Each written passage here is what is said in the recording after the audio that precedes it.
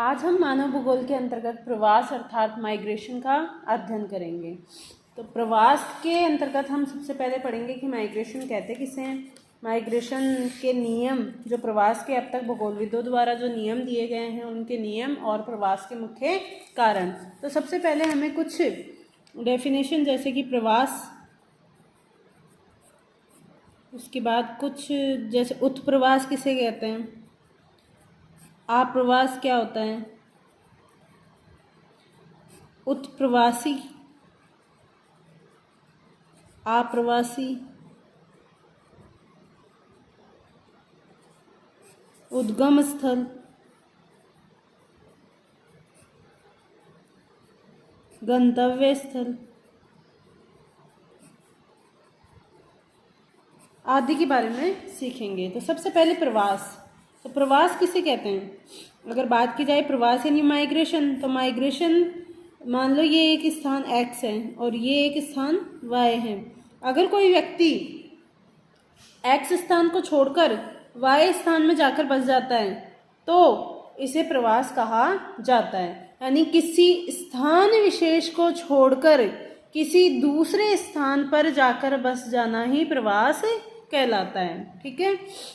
अब इसी से संबंधित अन्य शब्दावलियां हैं जैसे कि उत्प्रवास। उत्प्रवास किसे कहा जाता है? जब व्यक्ति किसी स्थान विशेष को छोड़कर जाता है तो उसे उत्प्रवास कहा जाता है। जैसे इसमें अगर व्यक्ति की बात की जाए तो ये X स्थान को छोड़कर Y स्थान पर चला जाता है, तो X स्थान को छोड़कर जाना उत्प्रवास है, X स्थान को छोड़कर जाना उत्प्रवास। यानी जब व्यक्ति किसी स्थान विशेष को छोड़कर जाता है तो उसे उत्प्रवास कहा जाता है। अब देखो प्रवास क्या हो गया?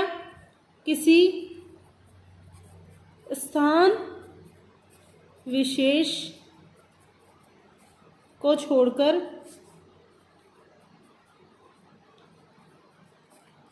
अन्य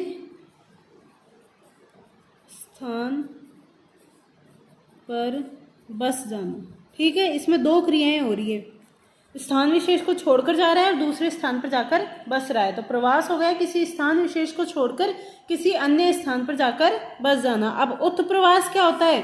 उत्प्रवास, इसमें देखो प्रवास में दोनों क्रियाएं आ रही है, उत्प्रवास की भी और आप्रवास की भी। स्थान विशेष को छोड़कर जाना, जो ये पहली क्रिया है, ये उत्प्रवास कहलाती है। स्थान पर जाकर बस जाना, ये दूसरी क्रिया है जो आप्रवास कहलाती है। अर्थात X स्थान को व्यक्ति छोड़कर जा रहा है तो ये यहाँ क्या हो रहा है? उत्प्रवास की घटना हो रही है, और यहाँ पर आकर बस रहा है तो इसमें क्या हो रही है? आप्रवास की घटना हो रही है। तो अगर प्रवास की बात की जाए तो प्रवास में दो क्रियाएं सम्मिलित है। कौन कौन सी? उत्प्रवास प्लस आप्रवास। क्योंकि व्यक्ति किसी स्थान विशेष को छोड़कर जाएगा तभी दूसरे स्थान विशेष पर जाकर बसेगा, तो छोड़कर जाना उत्प्रवास, किसी स्थान विशेष पर आकर बसना आप्रवास। तो प्रवास के अंतर्गत दोनों क्रियाएं सम्मिलित होती है। तो अगर उत्प्रवास की तुमसे परिभाषा पूछे तो उत्प्रवास क्या होता है? किसी, जो प्रथम क्रिया है, किसी स्थान विशेष को छोड़कर जाना। और यदि आप्रवास की बात की जाए तो आप्रवास क्या है? जब X स्थान को छोड़कर गया और Y स्थान पर जाकर बस गया है तो किसी स्थान विशेष पर जाकर बसना, यानी किसी स्थान विशेष में आकर बसना क्या कहलाता है? आप्रवास। यानी किसी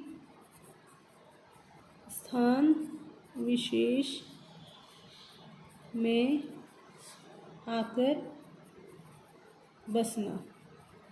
ठीक है, ये दोनों क्रियाएं सम्मिलित रूप से प्रवास कहलाती है। अब उत्प्रवासी, वह व्यक्ति जो किसी स्थान विशेष को छोड़कर जाता है वहां के लिए वह उत्प्रवासी हो जाता है, और जब व्यक्ति किसी स्थान विशेष में आकर बस जाता है तो उस स्थान के लिए वो आप्रवासी कहलाता है। अर्थात जिस स्थान से उसने उत्प्रवास किया है वहां के लिए उत्प्रवासी हो गया, और जिस स्थान पर आकर बसा है यानी आप्रवास किया है उस स्थान के लिए आप्रवासी कहलाता है। उद्गम स्थल, व्यक्ति जिस स्थान विशेष को छोड़कर जाता है अर्थात जहां से उत्प्रवास कर रहा है उसे क्या कहा जाएगा? उद्गम स्थल। और जहां पर जाकर बस रहा है उस स्थान को गंतव्य के नाम से जाना जाता है, गंतव्य स्थल। तो देखा जाए तो देखो यहाँ से उत्प्रवास इसी स्थान विशेष के लिए जहाँ से उत्प्रवास कर रहा है वह व्यक्ति कहलाएगा उत्प्रवासी।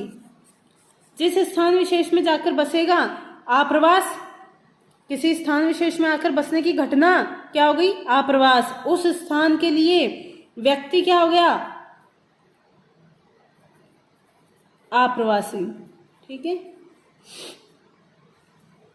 और ये पूरी जो क्रिया है इसको कहते हैं प्रवास। ठीक है, तो ये प्रवास, आप्रवास, उत्प्रवास, आप्रवासी, उत्प्रवासी, आप्रवासी, उत्प्रवासी और उद्गम स्थल और गंतव्य स्थल, ये सभी एक दूसरे से जुड़ी हुई शब्दावली है। तो प्रवास का तात्पर्य हो गया कि मानव समुदाय के एक भौगोलिक इकाई से दूसरी भौगोलिक इकाई में किसी भी कारण, चाहे वो प्राकृतिक कारण हो, आर्थिक कारण हो, सामाजिक कारण हो या सांस्कृतिक कारण हो, उसके कारण स्थानांतरण से है। यानी प्रवास में व्यक्ति क्या करता है, स्थानांतरित, एक स्थान से दूसरे स्थान पर स्थानांतरित होता है। और स्थानांतरित होने के मुख्य कारण, अगर प्रवास का मुख्य कारण माना जाए तो मुख्य कारण होता है आर्थिक कारण। तो ये प्रवास की प्रवृत्तियों का जो सर्वप्रथम अध्ययन किया था वो किया था भूगोल में रैटजेल महोदय ने। रैटजेल ने सबसे पहले प्रवास कटिबंध सिद्धांत का प्रतिपादन किया था, जिसमें उन्होंने मानव प्रजातियों की प्रवास को स्पष्ट किया था। और प्रवास से संबंधित जो सबसे पहले नियमों का निर्धारण किया था वो किसने किया था, रेवेनस्टीन ने। तो सबसे पहले हम पढ़ते हैं रेवेनस्टीन का प्रवास सिद्धांत। तो भूगोल में प्रवास संबंधी नियमों का प्रतिपादन सबसे पहले रेवेनस्टीन के द्वारा किया गया। तो प्रवास संबंधी नियम का निर्धारण सर्वप्रथम रेवेनस्टीन द्वारा किया गया। उन्होंने मुख्यतः अमेरिका और यूरोपीय देशों की जनसंख्या के प्रवास के आधार पर कुछ नियमों का प्रतिपादन किया था। नियमों का प्रतिपादन क्या किया था उन्होंने, पहला उन्होंने बताया था कि प्रवास और दूरी में संबंध स्थापित किया, जिसे डिस्टेंस डिक्के लॉ के नाम से भी जाना जाता है। ये लॉ कहता है कि जैसे जैसे दूरी बढ़ती है वैसे वैसे प्रवास की मात्रा क्या होती है, कम होती है। अर्थात रेवेनस्टीन के सिद्धांत के अनुसार प्रवास समानुपाती होता है 1 दूरी, अर्थात दूरी बढ़ने के साथ साथ प्रवास की मात्रा क्या होती जाएगी, कम होती जाएगी।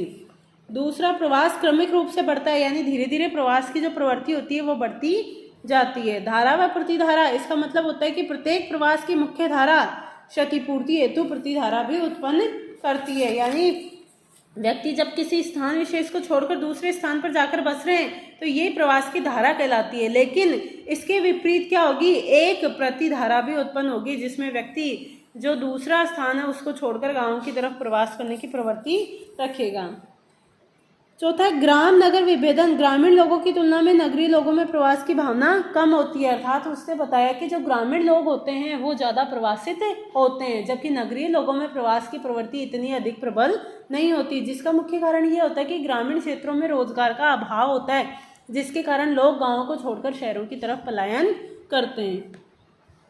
पांचवा, स्त्रियों की बहुलता। स्त्रियों की बहुलता में उन्होंने बोला कि जो कम दूरी के जो प्रवास होते हैं वो ज़्यादातर स्त्रियों के द्वारा होते हैं। क्यों होते हैं, क्योंकि हमारे जो सामाजिक जो नियम है उसके अंतर्गत विवाह के बाद स्त्रियां क्या करती हैं, प्रवास करती हैं।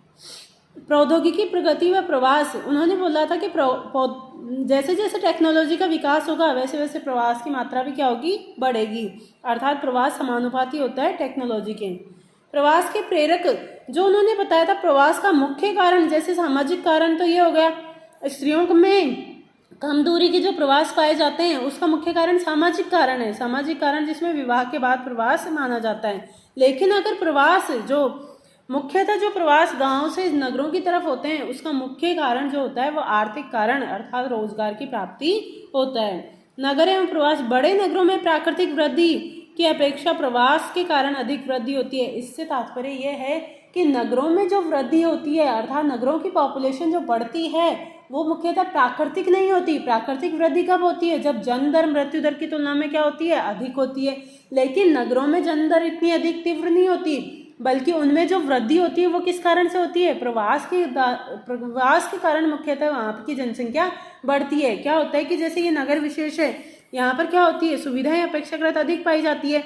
यहाँ के लोग ज़्यादातर क्या होते हैं, अगर देखा जाए तो विकसित समाज के लोग होते हैं, तो इसके कारण जन्म दर यहाँ पर क्या होती है, इतनी अधिक नहीं होती। तो जो पॉपुलेशन बढ़ती है वो जनदर के कारण नहीं बढ़ती, इसलिए बढ़ती है कि आसपास के क्षेत्रों से लोग यहाँ पर रोजगार या अन्य कारणों के कारण आकर बस जाते हैं, जिसके कारण इस नगर की पॉपुलेशन बढ़ जाती है। अर्थात नगर की जनसंख्या बढ़ने का मुख्य कारण प्रवास होता है। अब अगर प्रवास से संबंधित दूसरे नियम की बात की जाए तो दूसरा नियम है ग्रेविटी मॉडल। ग्रेविटी मॉडल इसको दिया था मुख्यतः रॉयली के द्वारा। प्रवास का पहला सिद्धांत है रेवेंस्टीन का नियम, दूसरा है रॉयली का गुरुत्व मॉडल। इसको रॉयली का गुरुत्व मॉडल, तो इसने क्या कहा था कि जो प्रवास होता है अर्थात जो माइग्रेशन होता है वो समानुपाती होता है जनसंख्या के और विलोमानुपाती होता है उनके बीच की दूरी के। अर्थात मान लो एक ये नगर है, इस नगर से एक्स नगर है, ये वाई नगर है, तो एक्स नगर से जो वाई नगर में जो प्रवास होगा, ये जो प्रवास होगा वो इन दोनों की जनसंख्या के समानुपाती होगा गुणनफल के। तो यानी जो एक्स में जो पॉपुलेशन है और वाई में जो पॉपुलेशन है इनकी जनसंख्या के गुणनफल के समानुपाती होगा, और इनके बीच में जो दूरी है जिसको उसने आर कहा, इस दूरी के वर्ग के व्युत्क्रमानुपाती होता है। तो इस सिद्धांत का प्रतिपादन रॉयली ने दिया था। उन्होंने कहा कि दो नगरों के बीच परिसंचरण की जो मात्रा होगी अर्थात जो प्रवास की मात्रा होगी वो उनकी जनसंख्या के गुणनफल के तो समानुपाती होगी और उनके बीच की दूरी के वर्ग के विलोमानुपाती होगी। देखो बीच की दूरी यानी जैसे जैसे दूरी बढ़ती जाएगी वैसे वैसे प्रवास की मात्रा क्या होती जाएगी।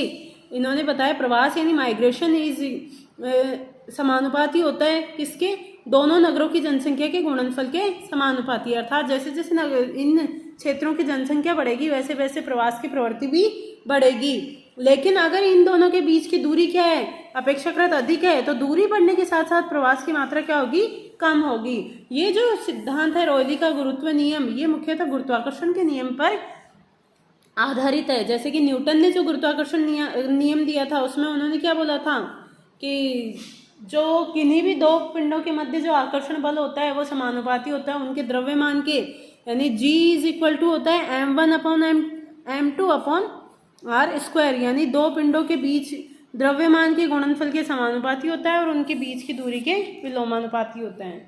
तीसरा है न्यूनतम प्रयास सिद्धांत, जो प्रिंसिपल ऑफ लीस्ट एफर्ट, न्यूनतम प्रयास का सिद्धांत है, ये जिफ के द्वारा दिया गया। ये भी गुरुत्व मॉडल के समान ही है। इस नियम ने भी कहा था कि प्रवास की मात्रा दूरी बढ़ने के साथ साथ घटती है। तो इन्होंने क्या बताया था, जिफ ने बताया था, जिफ ने सिर्फ और दूरी और प्रवास के मध्य संबंध स्थापित किया था। उन्होंने पॉपुलेशन से उसका कोई संबंध नहीं दिखाया। तो जिफ के अनुसार माइग्रेशन समानुपाती होता है 1/r, अर्थात जैसे जैसे दो क्षेत्रों के मध्य दूरी बढ़ेगी वैसे वैसे प्रवास की मात्रा क्या होगी, घटेगी।